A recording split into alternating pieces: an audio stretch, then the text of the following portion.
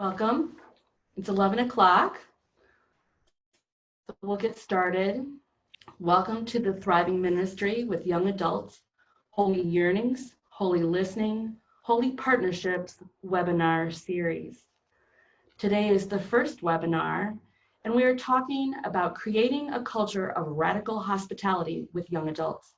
The voice you're hearing is Martha Rudy, and I serve as the Connectional Learning Coordinator here at Garrett-Evangelical. I will be the off-screen moderator for this webinar series. During this webinar, you will be in view and listen mode. If you experience technical difficulties or if you have questions for our presenter, please type them into the Q&A feature found at the bottom of your screen. You can send your questions at any time during the presentation. They will be answered during the Q&A session after the presentation. If we are unable to answer all questions during the webinar, we will ensure the presenter receives the unanswered questions, and we will provide his responses to all participants via email. This webinar is being recorded. The list of participants is private, and when I ask your questions aloud, I will not identify you by name. We will send you an email with a link to view this webinar within 48 hours. So without further ado, I would like to present Dr. Reggie Blunt. So good morning to some and good afternoon to others. As was shared, I'm Dr. Reggie Blunt, and I serve as the Director of the Holy Listening, Holy Yearning, and Holy Partnership Initiative here at Garrett-Evangelical Theological Seminary. I'll be sharing some thoughts with you about radical hospitality with young adults. And as we go along, I would encourage you to think about questions that you may want to ask. We will answer questions at the end of the talk. But as we go along, definitely let us know what your questions are, and we will answer them toward the end. So if you had an opportunity to see the pre-recording, as I shared in that recording, this project was funded by the Lilly Endowment to address one of the bigger challenges that we feel the churches and the Lilly Endowment felt that churches are facing today, and that is reaching young adults in meaningful ways. The Lilly Endowment aim was to establish innovation hubs that would assist congregations in launching innovative ministries that nourish and encourage the religious lives of young adults, particularly between the ages of 23 and 29. Garrett is one of 13 innovation hubs the Lilly Endowment helped to establish. And when we conceived of this initiative, the Lilly Endowment believed that there are young adults who yearn for authentic Christian experiences that nourish and support their religious lives. But when many of these young adults approach congregations, they too often encountered barriers that sometimes intentionally, but oftentimes unintentionally limited their full participation in congregational life. And these barriers caused many young adults to feel that they needed to search beyond the walls of Christian churches for the kinds of experiences that would enrich their spiritual and their religious life. So the Lilly Endowment also believed that congregations truly desired to connect with these young adults, but they easily slipped in what we would say default practices of ministry that ended up being really impractical, resulting more in pushing away young adults rather than drawing them into relationship and participation. So the hope was by learning about and building relationships with young adults, congregations would be better prepared to design and launch innovative new ministries for and with young adults and begin to change the narrative for spiritual but not religious generations. So here at Garrett, we began our initiative by engaging in what we called holy listening, which you can recording, and from our initiative first phase report that we'll make available to you, or you can also get a copy from our website. So during our phase one, we engaged 10 young adults, which we call congregational fellows, in a year-long fellowship to equip them to use ethnographic methods to listen deeply and to learn from their peers about understanding of spirituality and their relationship with the church. The interviewees came from diverse faith backgrounds. Some grew up praying every night before bed. Some attended church regularly. Some had already experienced crises of faith in their lives. Some grew up without faith and began their journeys outside their family of origin. Many visited and dated different types of churches over the years. And so, as our fellows poured over the transcript that of the interviews that they had taken, as they sat and listened together for the themes that were emerging, these following themes were the ones that emerged frequently from the data that we gathered. One theme was welcoming and accessible. Interviewees found communities where they felt accepted, being themselves, places where they felt truly seen. A second was relevant and relatable leaders. Interviewees valued pastors who take the time to cultivate relationships with them. And they hoped that pastors would be approachable role models that they could emulate and with whom they could connect. A third theme was relationships, connection, and community.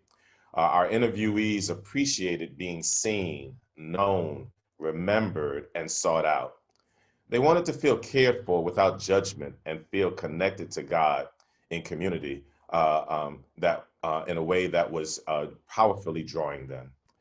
And a fourth was spiritual practices, where they were already creating and adapting forms of prayer and ritual to fit their schedules and lifestyles and preferences. And they were interacting with prayer as a way of encountering the world, as a way of managing stress and anxiety. And we're going to talk about that a little bit more later on. The fifth theme was social justice oriented, where they were discovering congregations struggling to interpret the gospel through the lens of issues such as racism, mass incarceration, sexual orientation, gender identity justice, poverty, and climate change. And these kinds of congregations were attractive to them. A sixth theme was painful past experiences of the church. We found that many of our interviewees spent a period of time as what we term church refugees after experiencing Christian communities that were limiting, painful, and unfortunately, they grappled with belief and longing and belonging and sometimes felt ambivalent about their identities as Christian, which also tied into this last theme, ambivalence about the Christian label. There were some of our interviewees who hesitate to call themselves Christian, being acutely aware of the stigma of the label and wanting to avoid being associated with folk who do not share their values. There were also some who struggled with not being Christian enough. And so for this remaining time together, I want to focus on the first two, welcoming and acceptable, and relevant and relatable leaders. And I want to do that through the lens of what does it mean to create a culture of radical hospitality with young adults. So let's first try to define what is radical hospitality. Radical hospitality, I want to say, is offering hospitality in a radical way. As an adjective, radical means to affect the fundamental nature of something. Hospitality in a radical way means offering hospitality in a fundamentally different way. It provokes practices that exceed expectations, that goes the second mile, that takes welcoming people, particularly for the purpose of our conversation, particularly welcoming young adults to the max. Hospitable, hospitality, all come from the same root word, which means generous, caring, and sustaining.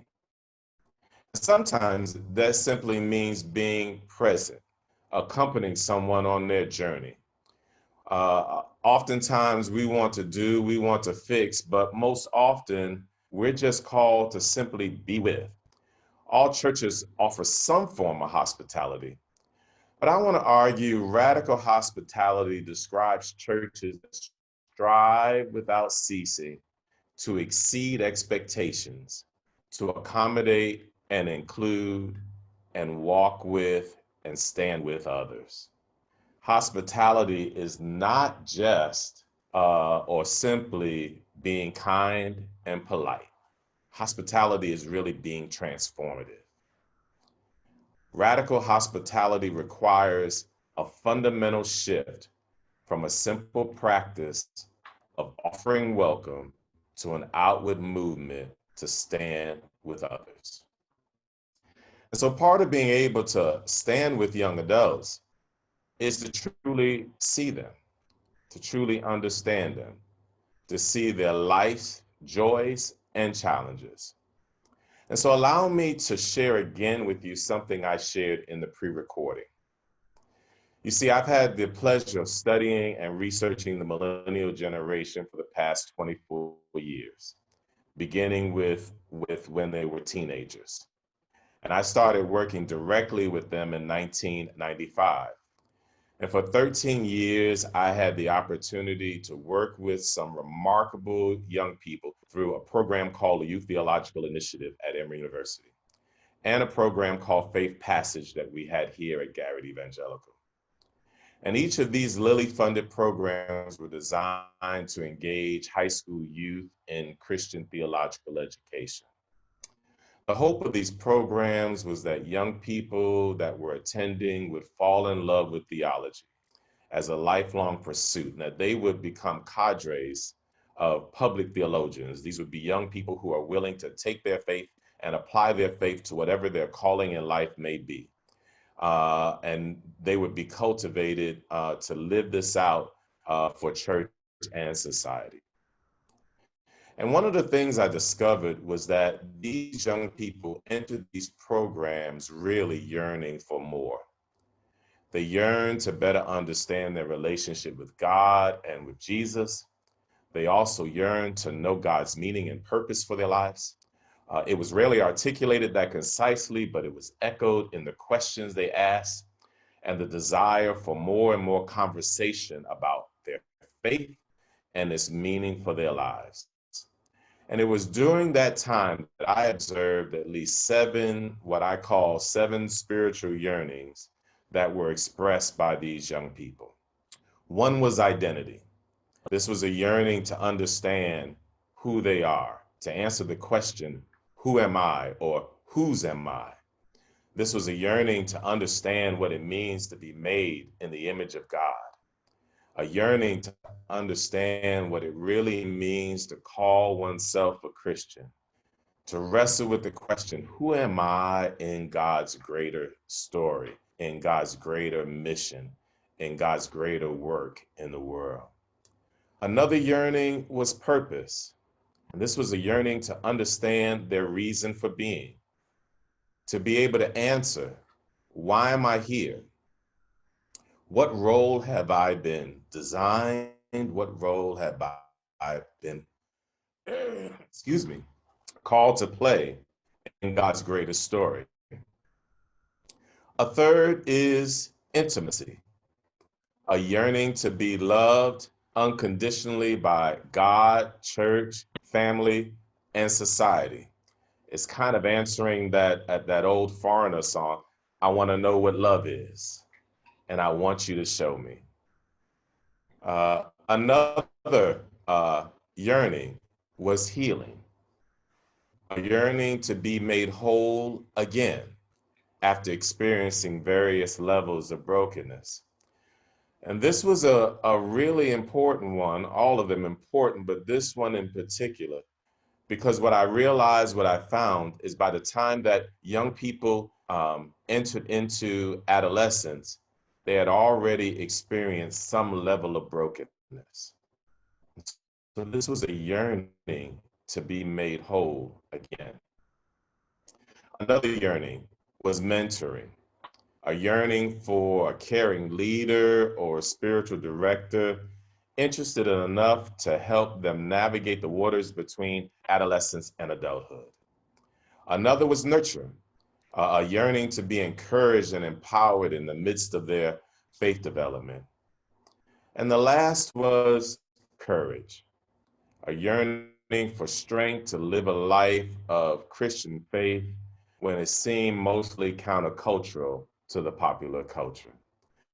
You know, I realized that these seven were not new concepts, and other disciplines use these terms to address the developmental needs of teenagers or adolescents.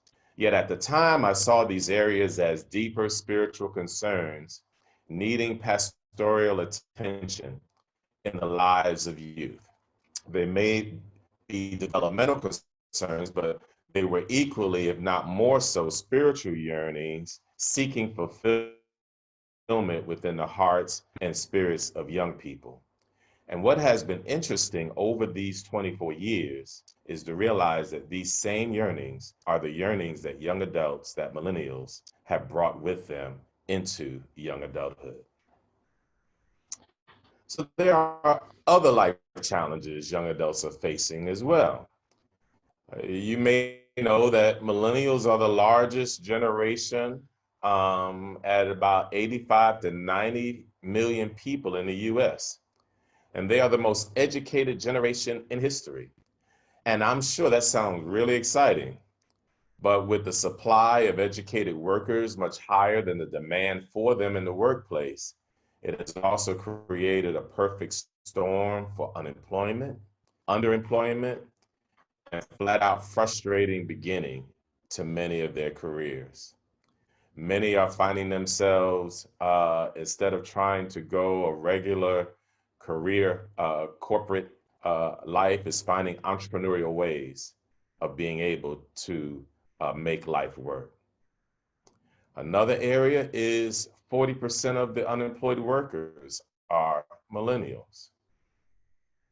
Another, the average college debt for a millennial is around $33,000, with the median household income remaining the same since 1999. And so we find many of our young adults, many of our millennials really challenged and really struggling with how to do financial management, given the resources that are available to them. Uh, and millennials are reporting the highest level of clinical anxiety, stress, and depression than any other generation at the same age. One report suggests that this generational cohort is probably the loneliest group than any of the generational cohorts now. So when it comes to yearning for communities that are welcoming and accessible, um, when we're looking for communities that have relatable leaders that they can look to, I'm finding that millennials, young adults are yearning for communities that will embrace, that understands, that sees them for who they are, and willing to meet them where they are and provide a community that surrounds them and supports them. In our phase one, in our phase one report, um, I want to share with you some of the quotes that we were able to capture from some of our interviewees that talked about the kinds of welcoming and accessible communities that they have found that they hope that others can find as well. And so one quote said, "There was a sense of I didn't need to change to be a part of the community." That sure was huge because a lot of church experience that I had, I thought I needed to live up to whatever the culture of the church is. Whereas I felt like at this particular congregation, it was, whatever you bring, bring it. Another quote was, I felt like myself here. I felt welcomed and affirmed. This is the kind of place I could bring a failure and feel like there are people to lift me up and be with me through it. Another quote was, they held a vegan potluck. The church was so loving and accepting of everyone who walked through the door, and they were also conscious of sustainability. Another said, come as you are. I love that. And I love that the pastor had a sense of humor. That's finding the light in everything.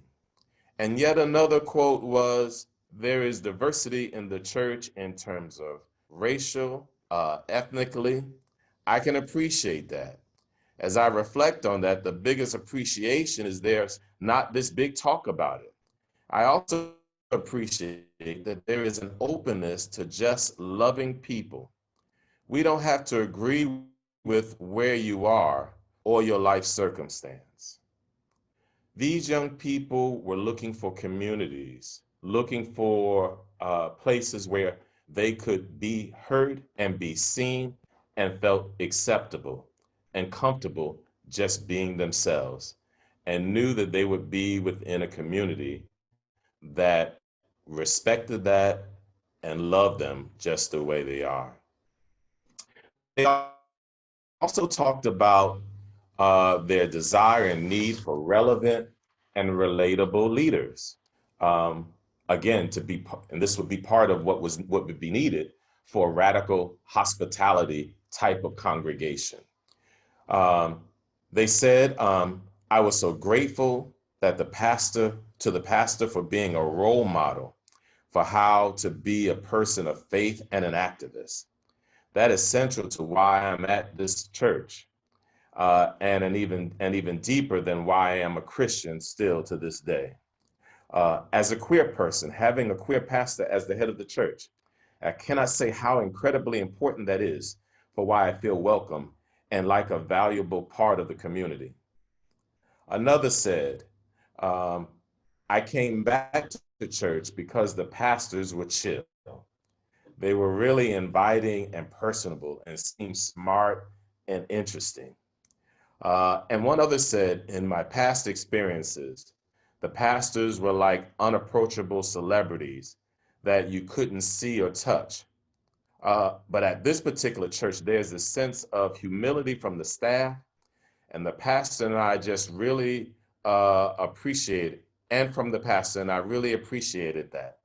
I had never experienced any pastor come up to me like, oh, let's get coffee. I've always been in a bigger church where the pastor is so busy, he doesn't have time to socialize or talk with individual members. So I thought that was really amazing. So let's take a moment and talk about what's some other things congregations can do to offer radical hospitality with young adults.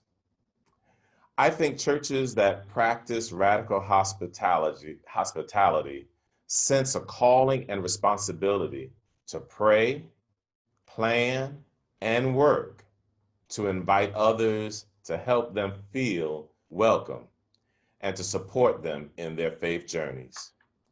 People need to know God loves them, that they are of supreme value, and that their life has significance. People need to know that they're not alone, that when they face life's difficulties, they are surrounded by a community of grace and a community of love, that they do not have to figure out entirely for themselves how to cope with family tensions or self-doubts or periods of despair or economic reversal and the temptations that hurt themselves or others. They are part of a community that stands with them and continues to show love and grace for them. And as a school for love, which, that's radical even of itself to talk about a church. as a school for love. The church becomes a congregation where people learn from one another how to love. Church leaders can't keep doing things the way they have always done them. I've come to realize if we're really going to be a congregation that offers radical hospitality with young adults, good intentions are not enough. Too many churches want more young people as long as they act like the old people. If we really want to be a congregation that practices radical hospitality with young adults, it requires that we really do that practice. It means that we really do have to be intentional about living this out each and every day, small pieces, small moments at a time, but a commitment and intentionality to continue to live that out each and every day. I hope that this has been helpful to you, and I hope that you tune in to the other webinars that we will have in the coming weeks that will build on some of what I've just shared today. But if there are any questions that you may have, we're going to see what they may be, and we'll try to answer some. Thank you, Dr. Blunt. Anyone, if you have questions, please use the Q&A feature at the bottom of your screen, and I can submit them. I do have one question here. Dr. Blunt, what has been the biggest surprise for you so far in this work? That's a real good question. I think the biggest surprise for me has been the real difficulty and challenge that many of our congregations are having in embracing, knowing how to embrace, wanting to embrace, but knowing how to embrace and work with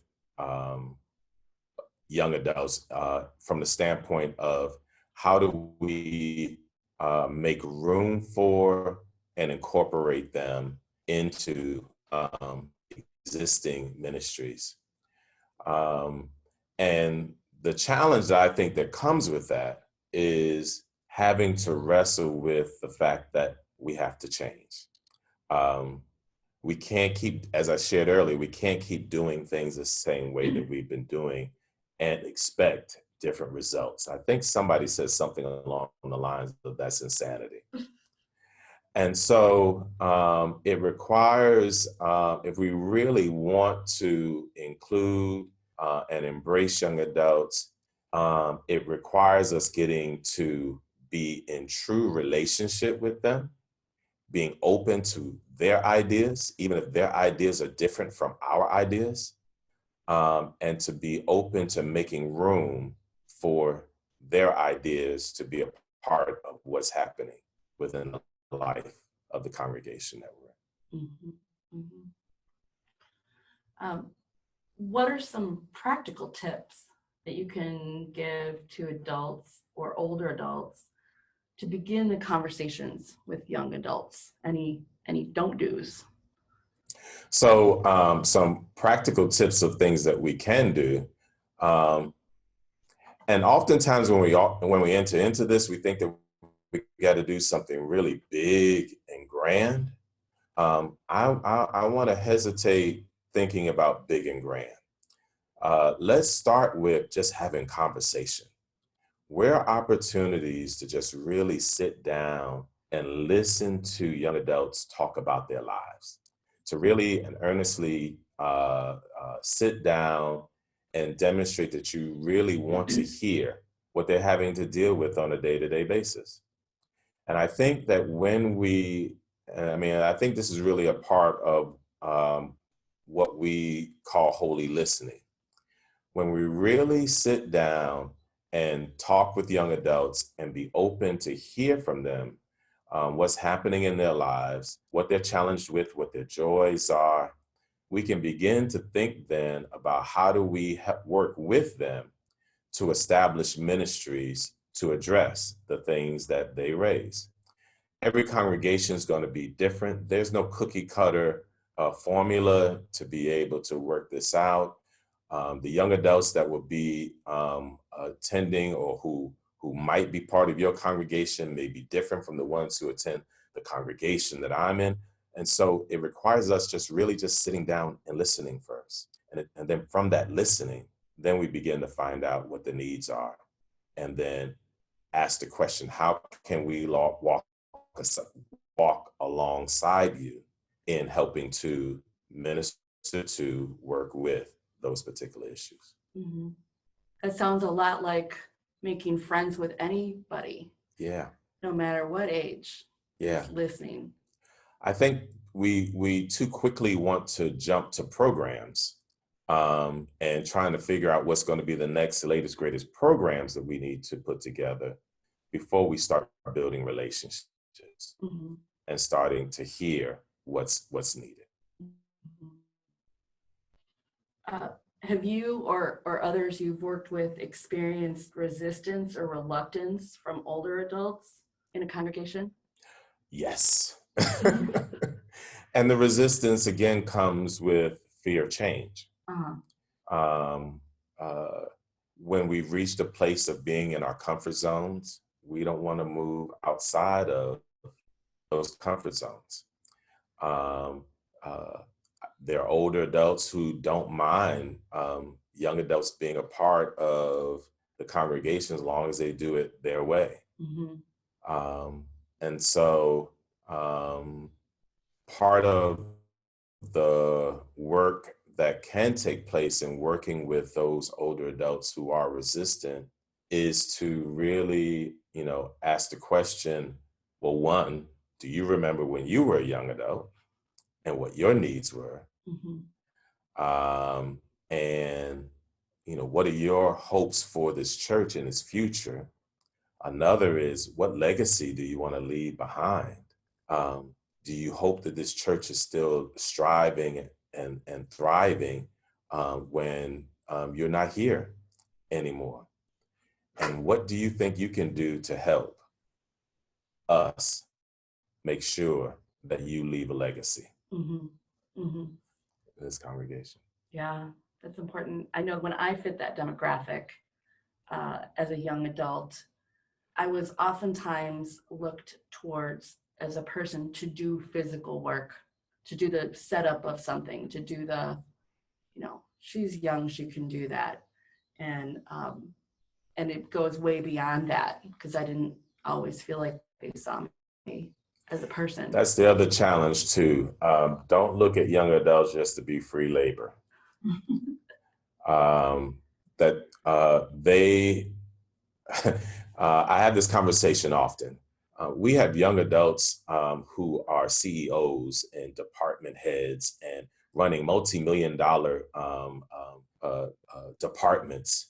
And then we bring them to church and we treat them as if they have no background, no experience at all. I think that there's opportunities for us to really utilize the gifts and talents that young adults bring with them today.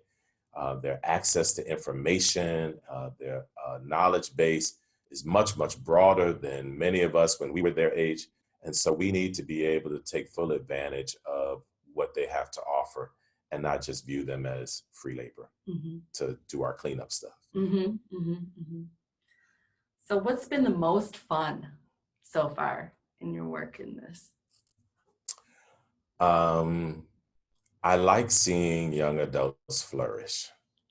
And so I like being able to be in that role of supporter and mentor and getting to see young adults become the best that God has created them to be.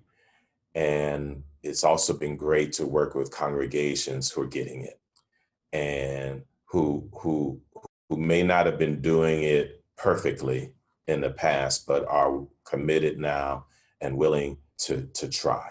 And I think all the young adults are asking older adults is to just try, just be open, not looking for us to be perfect, not for us to get it all right. I think that there's something that we have to learn from each other.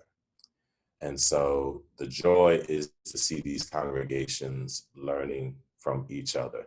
The elders learning from the young people learning from the elders. Mm-hmm. We have any other questions? We do have a question here. What are a couple of cool new ideas regarding hospitality that you've encountered in your research? Let's see. So through the congregations that we're working with, we gave them some assistance and grants to be able to do some, what we'll call some cool experiments, cool projects. So we have one group who developed a podcast around friendship to talk about faith and friendship. Another one did monthly brunches with young adults, again, to talk about issues of faith around brunch. Um, uh, Another through a masquerade ball to talk about, how do we remove the mask that we find ourselves having to wrestle with. Another group provided workshops around entrepreneurialism, entrepreneurship. Uh, Another talked about wellness, did a whole thing with young adults around wellness and yoga and how do we work with issues of stress and anxiety. So those are a few of the things that our congregations have been working on that I've seen. Mm-hmm. Those are exciting. So we have a question about how millennials and the young adults now are a little bit different than what we used to call Gen X or that generation before. Because some people have been in this business a long time and have to adjust a little bit. So how are things different between those two generations? Good question. Let me first say, I think one of the challenges that we have when we talk about generations, and now they say we have like 4 different generations going on: the silent generation, baby boomers, Gen X, millennials, or Gen Y that they've also been called. Oh, we got 5, Gen Z. So all of these generations, I think, have their own cultural dynamics. And part of the challenge that we've had in the past with generations is that we as older folk who are part of one generation look at younger folk and say, oh, when they grow up, they'll grow out of whatever it is that they're doing and they'll become just like us. And I think what we need to really do is look at each generational cohort as its own culture.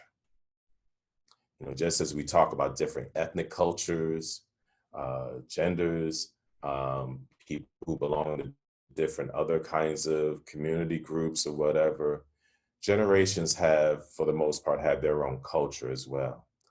And so, so as we think about millennials, there are various things that are unique to their culture.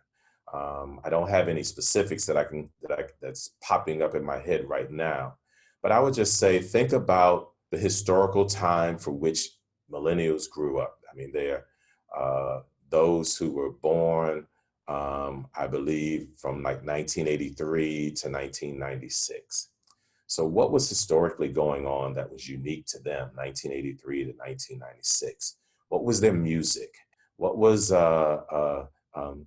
going on in society that makes them a bit different? And again, the best way of understanding millennials is to talk with one.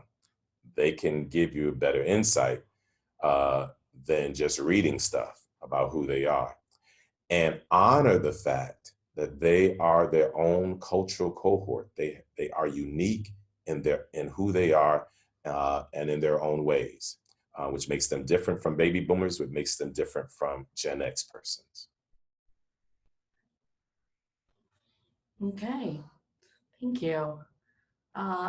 If there aren't any other questions, looking to see anyone have a last minute question. Okay, then Dr. Blunt, do you have any concluding words for us?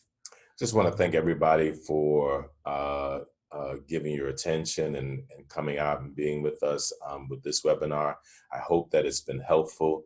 I want to strongly encourage you to take advantage of the upcoming 3 seminars, webinars that we are going to be having that are going to also be elaborating more on the other themes that we have listed that have emerged out of our work thus far. And if there are any other questions that you may have after this, please feel free to contact us and we'll try to get that information back to you. Thanks a lot. Thank you, Dr. Blunt, Dr. Reginald Blunt, for your presentation, and thank you to our audience for your participation.